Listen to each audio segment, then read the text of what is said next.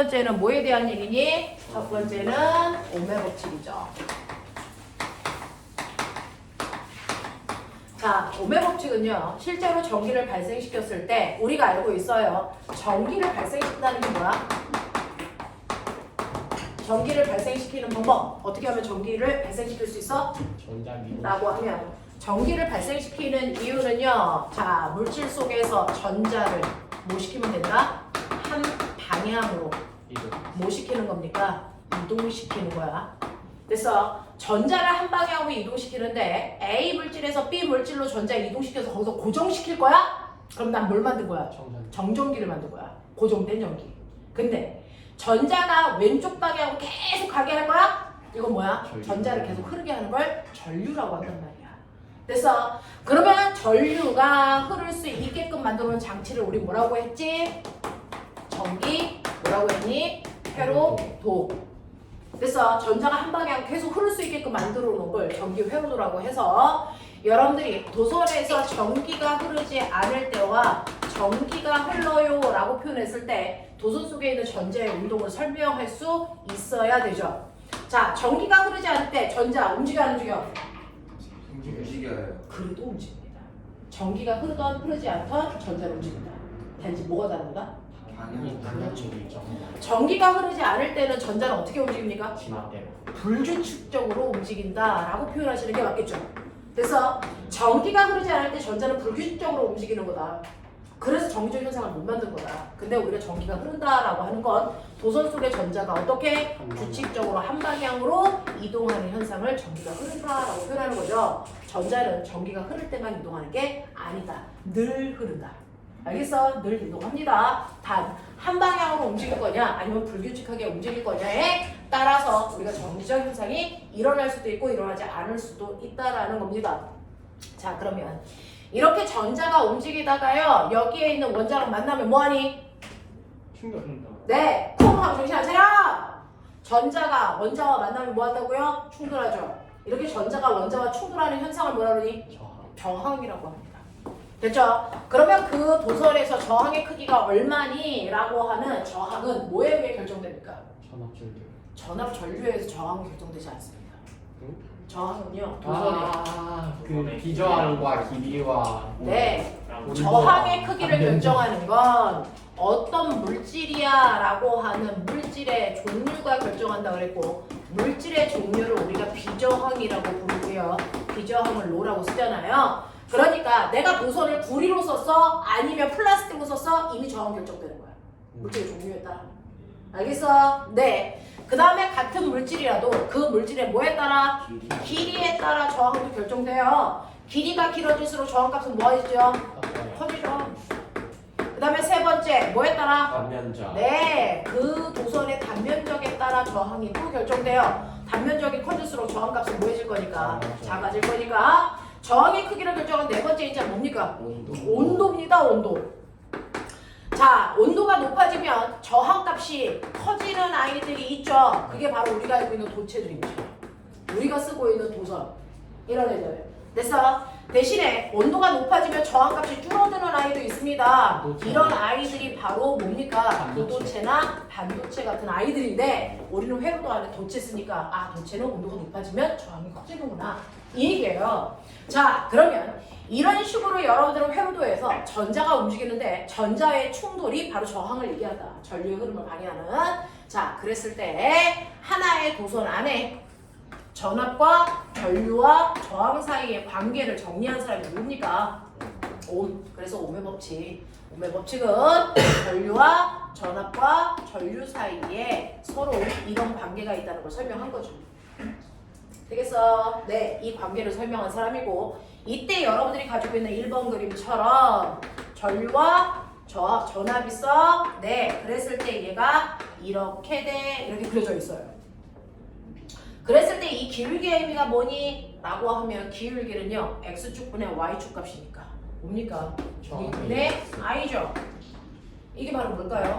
r분의 1입니다. 됐어? 그래서 이 그래프의 기울기는 저항의 역수값이에요. 그러니 시간이 지나면 지날수록 저항값이 뭐 해주고 있니? 기울기가 뭐하고 있니? 작아지고 있죠? 기울기가 작아지고 있으니까 저항값이 뭐 해주고 있는 거니? 커지고 있어요. 이렇게 얘기하신 거잖아요. 네. 그렇죠? 그래서 이 그래프의 기울기는 저항의 역수입니다. 그래서 기울기가 작아진 걸 통해서 저항값이 커진다는 걸 우리는 예측할 수 있어요. 그랬을 때 여러분들이 보시는 것처럼 이 아이의 저항은 얼마입니까? 10V일 때. 그래서 10V 찾으셨죠? 자, 그랬을 때 2A 흘렀으니까 저항이 얼마입니까? 5ohm이에요. 그랬어요? 그렇죠? 10V가 아니고 5V일 때 1A였겠죠? 그래도 얼마일까요? 5ohm이죠. 무슨 말인지 알겠어? 무슨 말인지 알겠어? 네. 네. 그래서 전류가 커진다고 해서 저항이 커지는 거 아니다. 이미 도선의 저항값은 결정되어 있다. 얘의 저항은 항상 얼마? 5 이렇게 결정되어 있죠.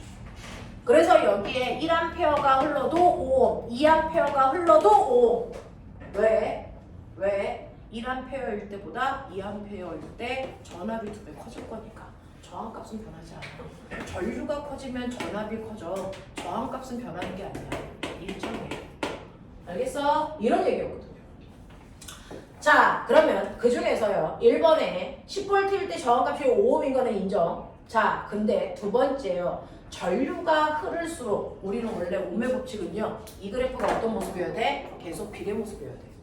근데 저항값이 변하고 있잖아요. 이유가 뭘까? 저항이 변했죠. 저항이 변한 이유가 전류 때문이야? 전압 때문이야? 아니라니까. 전류가 바뀌어도 전압이 따라서 바뀌기 때문에 저항은 일정했잖아. 그러니까 저항이 바뀌는 건 전류 때문이 아니야. 도선 속에 지나가는 전자수가 많아서요. 이런 개소리 하면 뒤진다고. 도선 속에 흐르는 전자수가 많아서요는 전류가 세졌어요. 이 뜻이잖아. 전류가 세지면 전압이 세지기 때문에 저항 안 바뀌어. 전류가 세진다고 돼서 저항이 커지는 거 아니야. 그냥 전압만 커져. 저항은 있죠.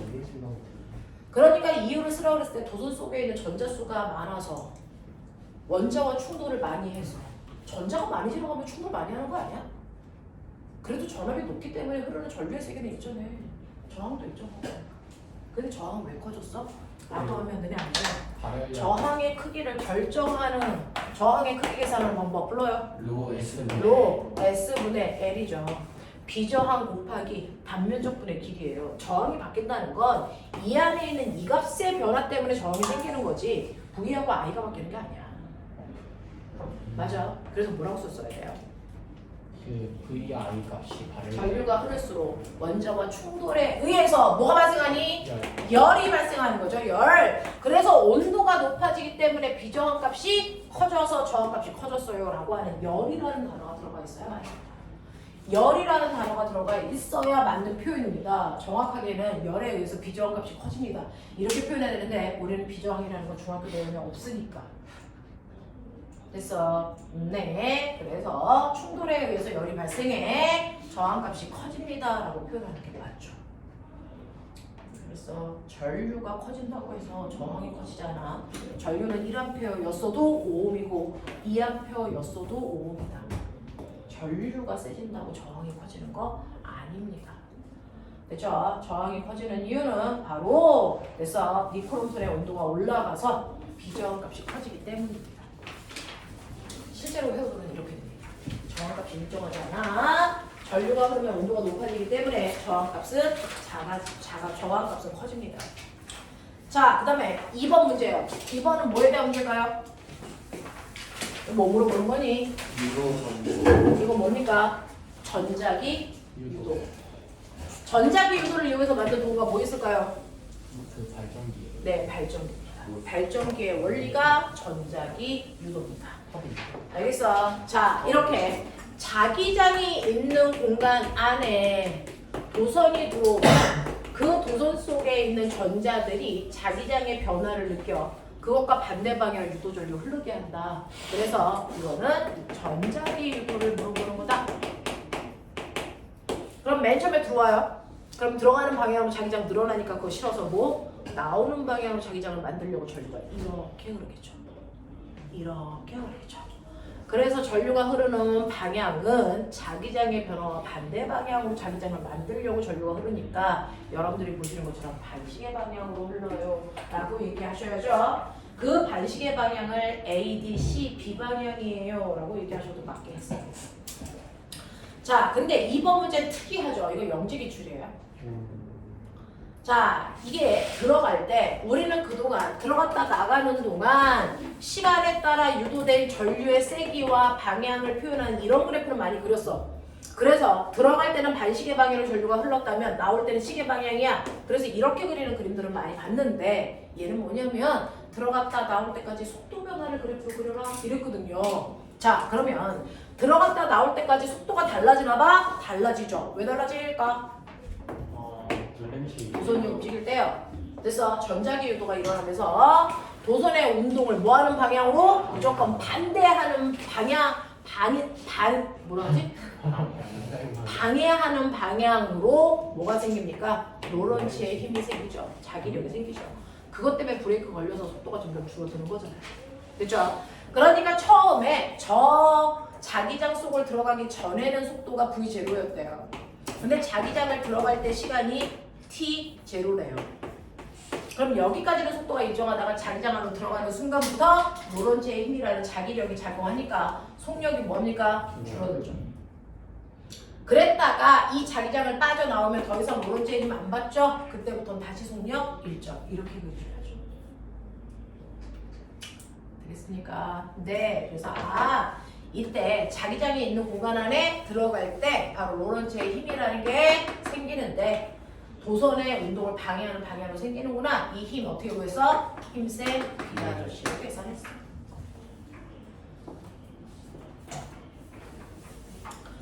자, 그 다음에 3번 볼게요. 3번은요. 여러분들이 매트에다가 무거운 볼링공을 떨어뜨린다? 그러면 꼬매야 생각해. 볼링공은 언제까지 떨어지니? 처음에는요. 매트에 닿기 전까지는 뭐하니? 자연낙하. 그리고 매트에 닿으면 그때부터는 뭐하니? 속도가 줄어들면서 내려가죠. 언제까지 내려가니?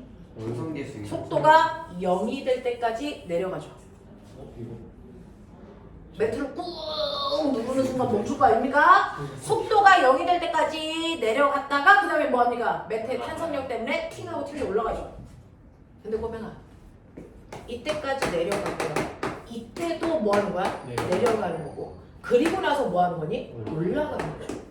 운동 방향이 언제 바뀌었어? 최대한 물리는 이 순간에 바뀐 거잖아. 이 순간에 속도가 얼마가 됐다고? 0. 시간 속도 그래프에서 꼬맹아 속도 방향이 무조건 뭐다? 운동 방향이다. 속도 방향은 운동 방향이야. 그러니 내려가고 있어요를 얘는 처음에 어디로 표현했어? 마이너스 방향. 그러니까 얘 내려가고 있어요? 내려가고 있어요. 속도 방향이 계속 마이너스죠. 그리고 나서 올라가요? 올라가요.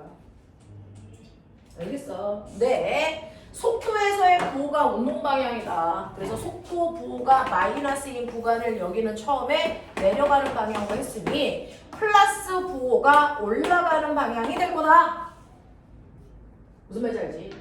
자, 그랬을 때 최대한 내려간 그 지점이 속도가 0이 돼 이 지점이 매트가 최대한 눌린 지점이겠죠.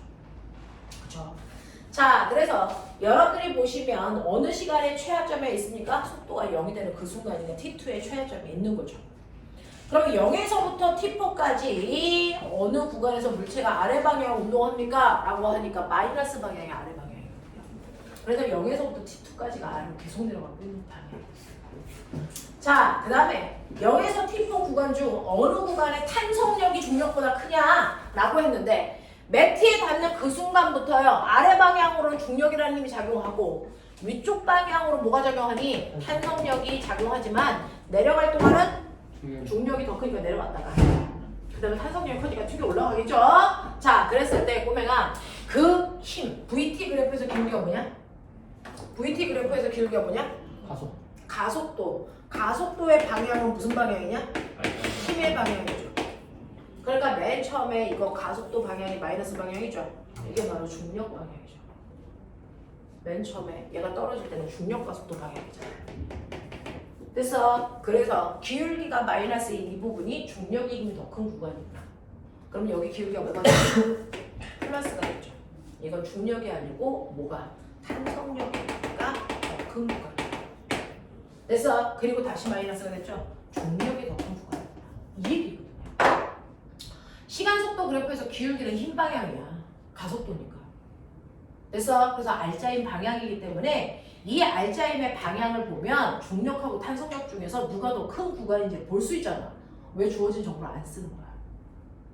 되겠어? VT 구간에서 기울기는 가속도고요. 가속도는 니콜 힘입니다. 근데 가속도의 방향은 힘의 방향이기 때문에 처음에 떨어질 때는 중력이라는 힘이 더 크기 때문에 이 부호 방향이 그대로 중력이 크다는 뜻이다. 그것과 반대된 부호가 탄성력이 크다는 뜻이다. 알겠어? 이거거든요. 그러니까 탄성력이 더 큰 구간은 T1부터 T3까지라고 쓰셨어야 됩니다. T2도 안 되죠. 알겠습니까? 이렇게 가는 거 맞다. 별거 아닌 일상생활에서의 그림을 시간 속도 그래프로 표현하고 분석해봐 라고 하는 이런 식의 내용들이야. 그래가 신축면적 가능. 자, 그 다음에 4번 중학교 3학년 때 배우는 에너지 보존 법칙인 거죠. 자, 중학교 3학년 때 우리는 역학적 에너지 보존 법칙 이거 배워요. 역학적 에너지는 언제 보존되니? 공기하고 맞춰. 네. 마찰이 존재하지 않을 때 역학적 에너지 보존돼요. 그럼 마찰이 있을 때는요, 역학적 에너지 보존되지 않죠. 그럼 나 물어볼게요. 에너지는 언제 보존되니? 다 그런 다. 항상 보존되죠. 마찰이 있던 없던 상관없이 에너지는 항상 보존됩니다. 무슨 말인지 알겠어? 네. 자, 그 중에서요. 우리 가끔 가다가 이런 문제 나와요. 알짜임이 한 일은 뭐니? 알짜임이 한 일이 얼마니? 이렇게 물어보면 이거 뭐 구하면 된다고요? 합력. 알짜임이 한 일이 얼마니? 라고 하면 실제로 알짜임을 구해서 한 일을 구해요? 아니죠. 알짜임이 한 일은 무조건 운동, 에너지, 뭐로 봐라? 변화량으로 보면 된다. 이거였어요. 그래서 알짜임이 한 일, 일을 한 만큼 에너지가 줄잖아요. 그래서 왜? 에너지가 일로 바뀌었으니까. 그러면 알짜임이 한 일만큼 뭐가 변했을까? 운동 에너지가 바뀌어요. 알짜임이 한 일과 위치 에너지는 전혀 상관없습니다. 됐어. 자, 중력이 한 일 구해라. 뭐가 하면 되니? 이거 위치 에너지가 요거거든요. 자, 거기에 보시면 네. 실제로 거기에 있는 미니카를 마찰이 없는 벽면에서 들어올리는 그림도 있고요. 전동기가 이렇게 들어올릴 수도 있고요. 자, 이런 식으로 빗면을 이용해서 같은 높이에서 들어올릴 수도 있죠. 이렇게 빗면으로 같은 높이까지 이렇게 들어올릴 수도 있겠죠. 전동기가. 그랬을 때요. 중력의 한일 누가 크냐? 중력의 한일 1번이 크냐 2번이 크냐? 같죠. 중력의 한일 똑같죠. 왜? 중력이랑 힘의 방향이 똑같아요. 중력의 한일 똑같아요. 그래서 위치 변화량 똑같죠. 네. 지금 전동기는 중력에서 이루어진 거예요. 그러니까 한일이 같았어요. 선생님, 저는요, 이거 답 쓴 사람들 중에, 틀린 사람들 중에 2대 루트 3 부럽게 많거든요. 저는 다르다고 생각해요. 왜 같아요? 이렇게 될 때는 물체의 무게만큼 힘들잖아요. 그쵸? 그리고 올라간 높이가 h잖아요. 그렇죠.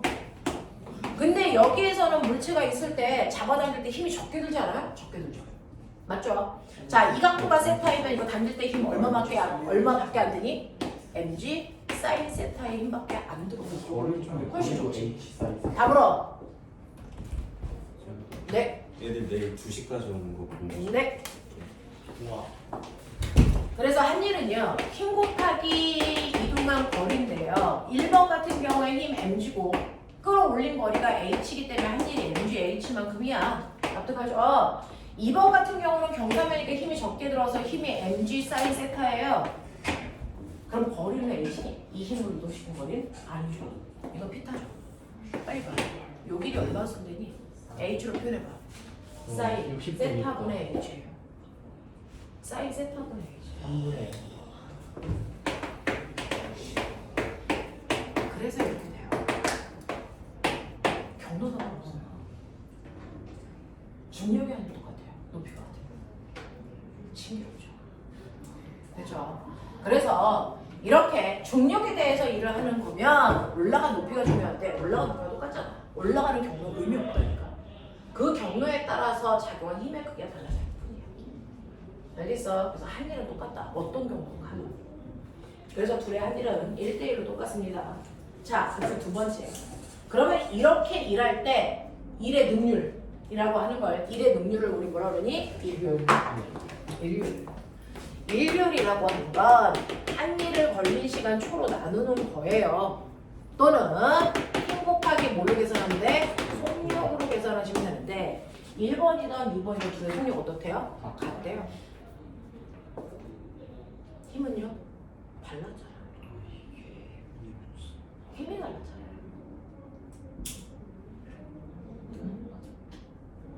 얘는 힘이 얼마만큼 들었어? mg만큼 들었죠. 얘는 잡아당길 때 힘 얼마만큼 들었어? mg 사인 세타인데 세타가 얼마였어? 60이었어.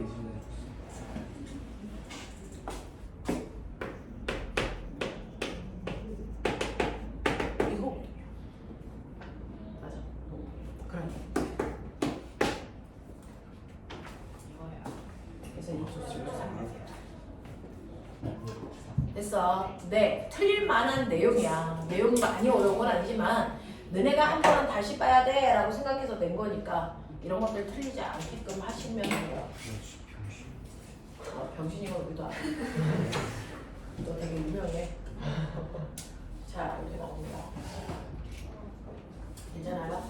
아시겠어요? 근데 안정적인 점수가 나오려면 지금 너네가 가지고 있는 점수보다는 조금 더 높게 나오시는 게 맞겠죠? 자, 선생님이요. 없는 시간에 프리프 하나만 더 풀어보자 라고 했어요. 정말 없는 시간이 막 15분 남았어요. 자, 15분 동안 우리 이거 한번 보죠. 에너지를 언제 보존된다고? 항상. 그럼 마찰이 있을 때 에너지 보존되니? 그러면 거기 1번 그림 봐. 지금 나눠준 두 번째 포인트 있죠. 1번 그림이다. 맨 위에 물체가 있었죠. 30cm 높이 위에. 맞아? 네. 무슨 에너지 있었게? 근데 얘가 불러 내려오다가 멈췄대. 그럼 위치 에너지가 운동 에너지 된 거야? 아니죠. 근데 어떻게 에너지가 멈췄대? 열 에너지. 그렇죠. 이렇게 경사면 위에 있었던 물체는 이 높이에 해당되는 만큼의 위치 에너지가 있었을 거고 얘가 내려가면서 그대로 운동 에너지로 바뀌었다가 마찰이 있는 공간을 지나가면서 운동 에너지가 열 에너지로 바뀐 거잖아요. 그러니까 결국은 위치 에너지가 열 에너지로 전환된 거고 열 에너지는 마찰이 한 일이 열 에너지입니다. 그러니 맨 처음에 높은 곳에 있을 때 물체의 위치 에너지가 mg, h가 0.3m예요. 거리는 다 미터로 바꿔야 되니까 이만큼이 마찰이 한 일과 같습니다. 이 얘기죠. 되겠어요? 자, 마찰이 한 일은 어떻게 구하니? 그 mg 마찰력 곱하기 이동한 거리. 마찰력 어떻게 구해요? mg 그 기호도 어떻게 읽는지 기억이 안 나요. U, mg 마찰 계수에다가 수직 항력 곱하면 마찰력. 정신 차려. 마찰 계수에다가 수직 항력 곱하면 마찰력.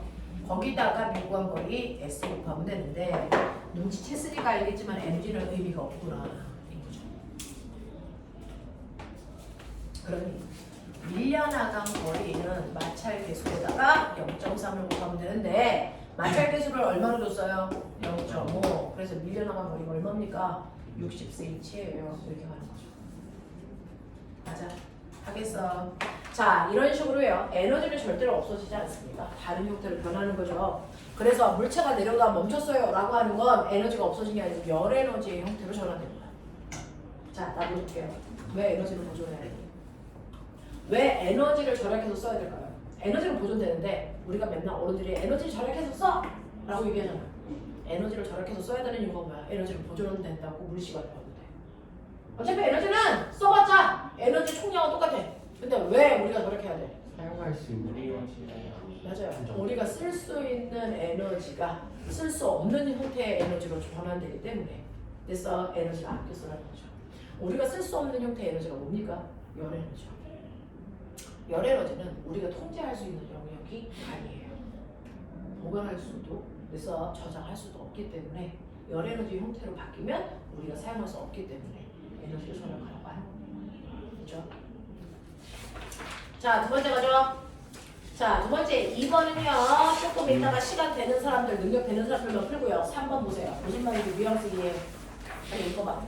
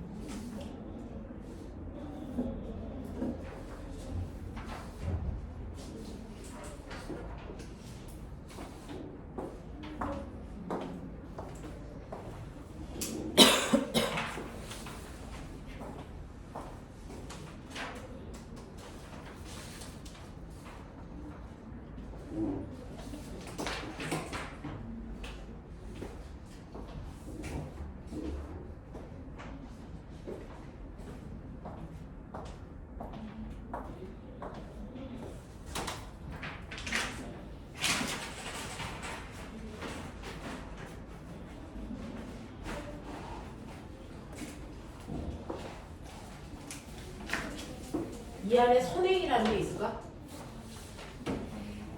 이 안에 선행이 있어요? 없죠. 물질의 상태 변화, 비열, 중독력이야. 그럼 다 맞을까? 그렇지 않죠. 왜? 문제 분석을 어떻게 해야 되는지가 새로우니까. 그런 것도 접근하는 건데 몇 번이라고 하셨어요?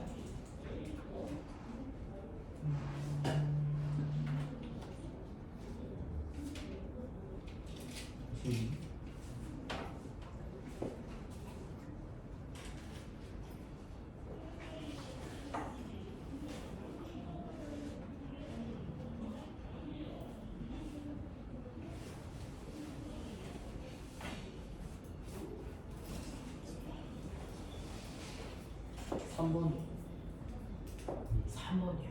또요? 다시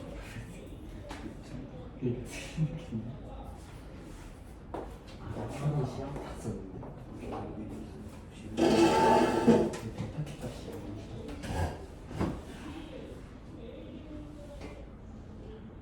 이거 물하고 얼음이죠. 이거 두 개 섞으면 혼합물 되죠.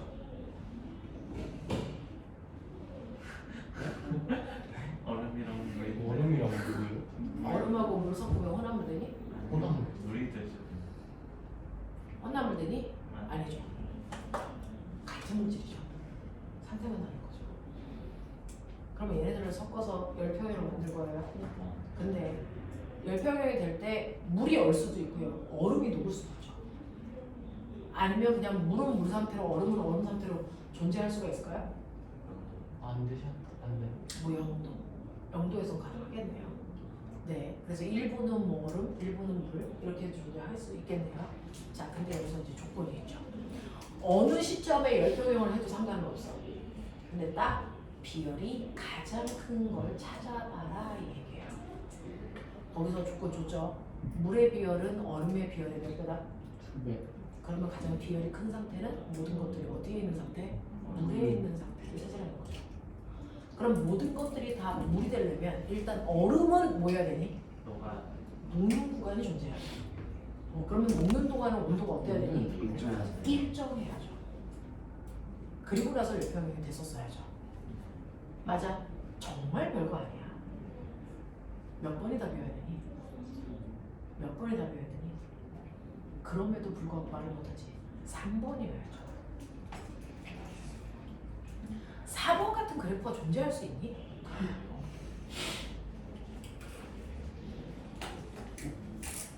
딱 봤을 땐 4번 그래프 같기도 했었어요. 자, 그래서 물 상태로 열평이 되는 걸 찾으라는 얘기구나. 사실 알고 보면 그게 아니구나 라고 하는 거. 자, 그 뒤에는 4번, 5번도 조금 이따 시간 되면 봐요. 6번 먼저 보죠.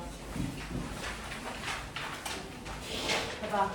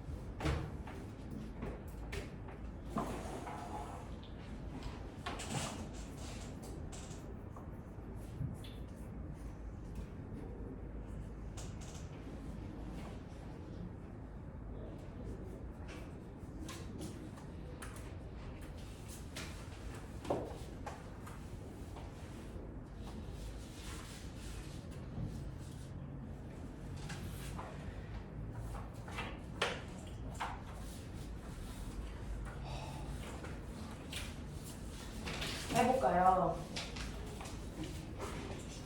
답이 있어요? 몇 번일 것 같아요? 3번. 3번이요. 자, 융해열 그랬어요. 융해가 뭔지 알죠? 고체가 액체로 바뀌는 구간인데 융해열이 누가 더 큰지 어떻게 알아요? 높이로 보는 건가요? 아니죠. 시간입니다.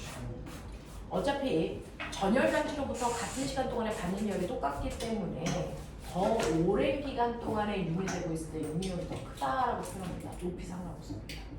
그러면 융해열이 더 긴 거 누굽니까? A죠.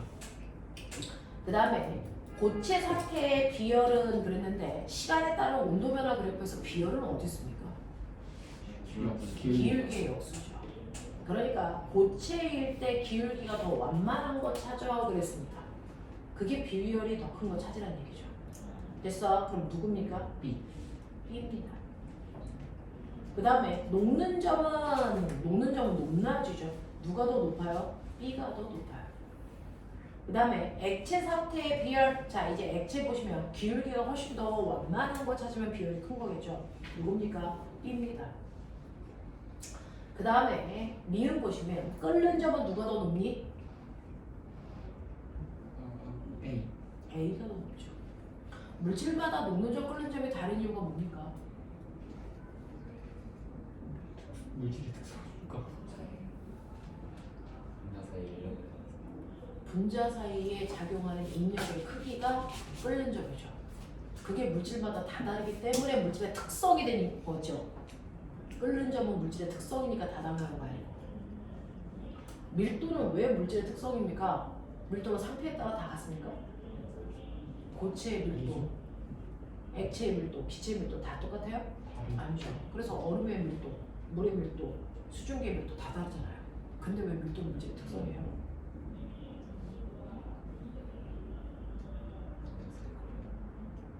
한 상태일 때 전부 다 달라서. 같은 상태일 때 크기 모양 상관없이 항상 일정한 값을 갖기 때문이죠. 됐어? 그래서 철이 아무리 커도 아무리 작아도 같은 상태의 철이라는 물들은 어떻다? 같다. 그래서 물질을 구분하는 특성이에요. 알겠습니까? 이런 식으로 얘기하셔야죠. 비읍 두 물체의 액화열은 같습니까? 라고 했어요. 액화열 같니?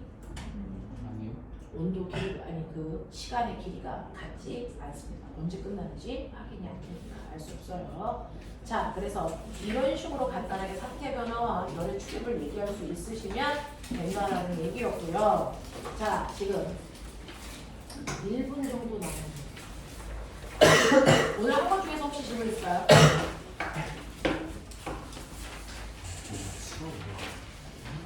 없어요. 오늘 한 것 중에는 질문 없으니까. 네. 내일 몇 시까지 오는 거라고? 2시까지요. 저 내일 좀 늦을 수도 있을 것 같아요. 네. 그리고 면접 일주일 전에 수업 약간 부담스러워요. 그러면은 썰천이처럼 옆에 강의실에서 공부하고 선생님도 공부하고 선생님하고 출석 면담 할 수 있게끔 할 거예요. 대신에 수업은 영상으로 들으셔야 돼요. 왜냐면 우리는 바로 또 신청이 들어가야 되니까. 그래서 네, 그래서 자기 시험 날짜에 일주일 전부터는 강의실 모집을 공부하는 걸 가능합니다. 진짜 눈이 장쪽에 다른 거 질문 없어? 여기까지 해도 되겠어? 네, 내일 뵙죠. 처음에 뛰기. 삼성에서 보는데